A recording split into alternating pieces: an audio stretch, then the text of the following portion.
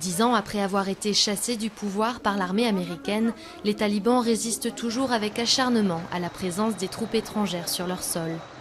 Ces islamistes radicaux, que l'on disait finis il y a 5 ans, ont reconquis une bonne partie du pays, profitant de la faiblesse du gouvernement et des rivalités ethniques.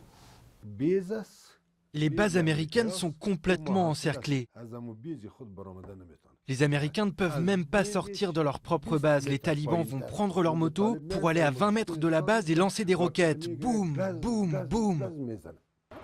Une partie des Afghans, notamment dans la capitale, Kaboul, craignent un retour au pouvoir des talibans une fois que les troupes de combat de l'OTAN auront quitté le pays fin 2014.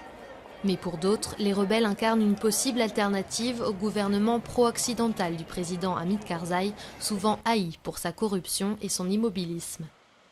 S'ils revenaient au pouvoir, les talibans devraient accepter la constitution afghane et changer de comportement. Ils doivent prendre en compte notre système actuel et mettre fin à leurs pratiques cruelles. Autrefois si réticents au progrès, les insurgés se sont mis à la technologie. Ils ont leur propre site internet sur lequel ils postent régulièrement leurs vidéos de combat. Ces talibans 3.0 ont même récemment créé un forum pour pouvoir répondre aux questions de leurs fans sur internet. Ils sont aussi présents sur Twitter qu'ils utilisent pour taquiner les porte-paroles des forces de l'OTAN. S'ils restent ultra-conservateurs à la base, le mouvement s'ouvre et se présente comme une force plus modérée. Dans certains domaines, ils se sont vraiment adaptés à ce que veulent les civils afghans. Par exemple, ils ont vraiment changé leur politique meurtrière sur les écoles. Avant, ils les incendiaient et tuaient souvent des professeurs.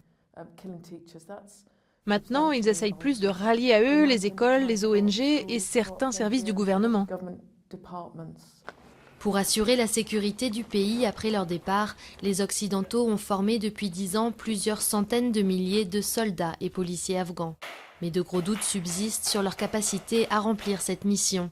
Face à ces incertitudes, les États-Unis, qui dirigent la force de l'OTAN, tentent désormais de convaincre les talibans de négocier la paix. Mais le processus est laborieux et nombre d'observateurs craignent que le pays ne retombe dans une nouvelle guerre civile après le retrait occidental.